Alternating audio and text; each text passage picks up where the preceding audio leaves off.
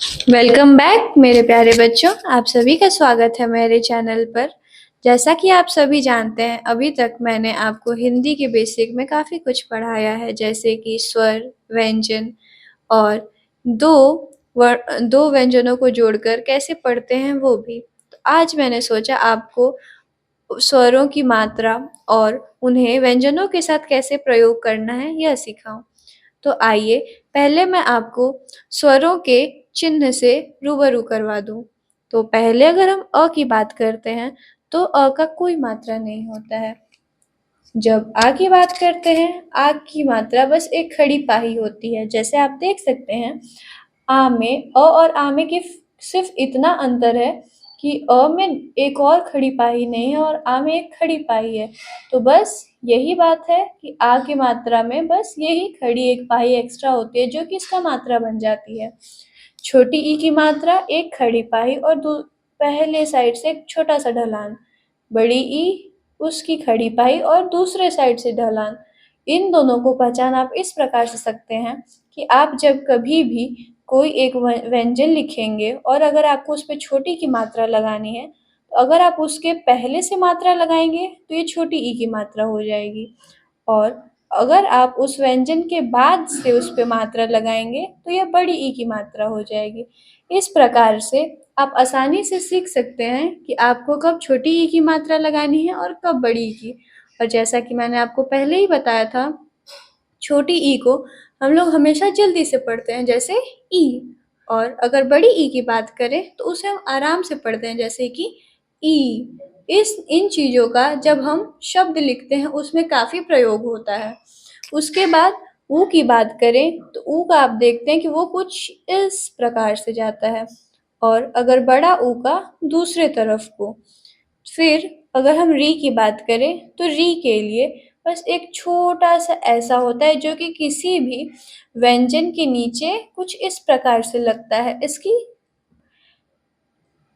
इसका प्रयोग ज़्यादातर अभी हमें नहीं सीखना है। अभी हमें सिर्फ और सिर्फ कुछ सिंपल सिंपल से पढ़ने हैं, जो कि आपके लिए अभी के लिए काम में आएंगे, क्योंकि आप अभी शुरुआती दौर में हैं, तो ये आपके लिए काफ़ी है। उसके बाद ए में बस ऊपर से एक मात्रा आती है। ए में दो मात्राएं। ओ ओ में एक खड़ी पाही के साथ एक मात्रा आती है। औ औ में बस सेम ओ की तरह रहता है, बस एक खड़ी पाई और इसमें एक मात्रा की जगह दो मात्रा हो जाती है। अंग में जैसा कि हम सब देखते हैं, बस अ है, अ के ऊपर ये बिंदु है, अ से एक्स्ट्रा इस पे बस ये बिंदु है, तो बस ये बिंदु ही इसकी मात्रा बन जाती है। और अ में दो बिंदु, तो ये इसकी मात्रा बन जाती है। तो अगर आपको इसका पहचान हो चुका हो, तो आइए अब मैं इसको आपको पढ़ना सिखाती हूँ कि इसका प्रयोग कैसे होता है। जैसे कि क, अ की कोई मात्रा नहीं होती, इस वजह से क पे कोई मात्रा नहीं लगाएंगे और इसे पढ़ेंगे हम क। क क पे ये हमारी आ की मात्रा है, तो ये हो गई का। ये क में अब आप मेरे को ये बता सकते हैं किसकी मात्रा है। मैंने आपको पहले ही बताया था, जब किसी व्यंजन पे उस व्यंजन के पहले से एक मात्रा लगाई जाए पहले की तरफ से, तो वो छोटी की मात्रा हो जाती है। तो ये क में छोटी की मात्रा की, और हम इसे जल्दी से पढ़ेंगे कैसे, की। उसके बाद ये क में ये कौन सी मात्रा है? हाँ, आपने सही बताया, ये बड़ी की मात्रा है।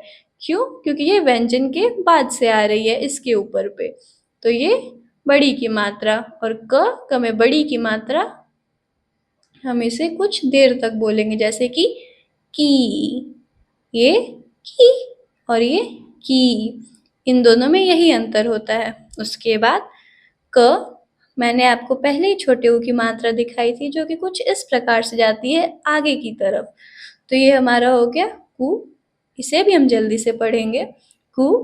और ये क में ये अगर इस तरफ को जाए तो ये बड़े ऊ की मात्रा, यानी कि क में बड़े ऊ की मात्रा कु। इसे थोड़ी देर तक पढ़ेंगे ताकि हमें छोटे ऊ और बड़े ऊ में अंतर पता चल सके। आप कभी भी अगर स्वर शब्द को लिखने जाएंगे तो उसमें जब भी उसे बोला जाता है, तो यह अंतर उनमें आ जाता है कि छोटी ई को हमेशा जल्दी से बोल दिया जाता है और बड़ी ई को बोलने में थोड़ा समय लगाया जाता है।